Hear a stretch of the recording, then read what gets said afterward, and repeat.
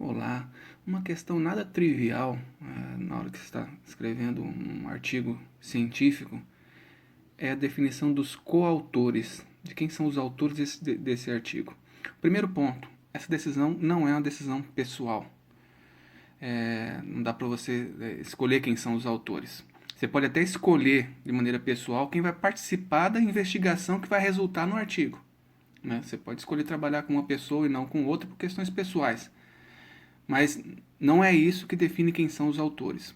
Os autores são definidos pelas contribuições intelectuais ao artigo. E aí, uma dica: tem várias revistas, as mais importantes, várias delas, que colocam, né, além dos autores, tem uma parte do artigo que escreve a contribuição de cada autor. Isso pode te dar uma dica do tipo de coisa que é considerada como contribuição. Tem textos na internet sobre o que pode ser considerado, né, uma contribuição intelectual para um artigo.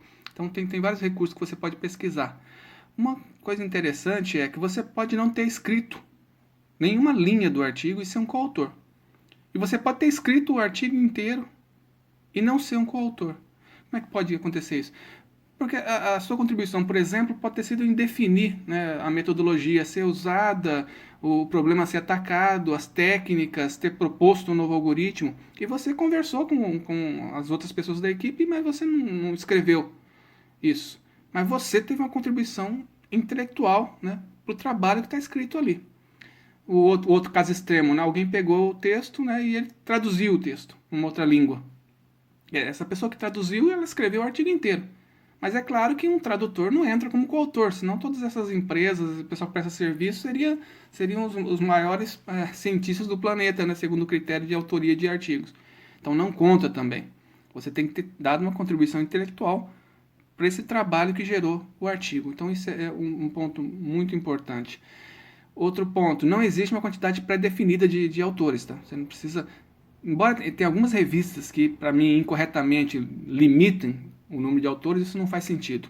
Tudo depende do tipo de pesquisa que você vai fazer. Tem pesquisa que dura 10 anos. Eu já tem artigo aí com 4.000 autores. Tem artigo com um autor.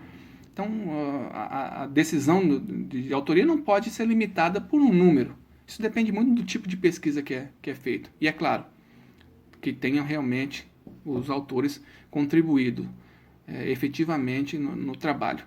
Um outro ponto também que causa muita dúvida é a questão da ordem dos autores. Pessoal, existe um costume, tá? Não é uma regra oficial de o autor que contribuiu mais ser o primeiro. E existe um outro costume também de geralmente o mais experiente, o chefe da pesquisa, o chefe do laboratório, que dá o direcionamento da pesquisa ser o último. Mas isso não é uma regra, isso não é... Tem revista que eu já vi que recomenda colocar em ordem alfabética, por exemplo. Então essa é uma questão. É claro que o primeiro autor, como muitas, a ABNT, por exemplo, né, você pode colocar 2 autores e colocar o et al. E não escrever o nome dos outros. Então o primeiro autor tem mais chance de ter uma visibilidade, né, um pouco maior.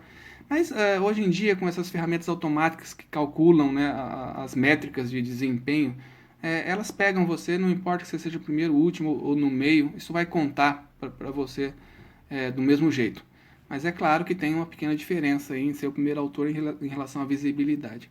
Mas eu particularmente não me importo muito com isso, com a ordem. Para mim deveria ser até alfabética, porque às vezes você não tem um que se destaca. E por fim, pessoal, isso é muito importante, ninguém é dono do artigo, não é porque você é o primeiro autor ou contribuiu mais que você se torna dono do artigo, dono do projeto.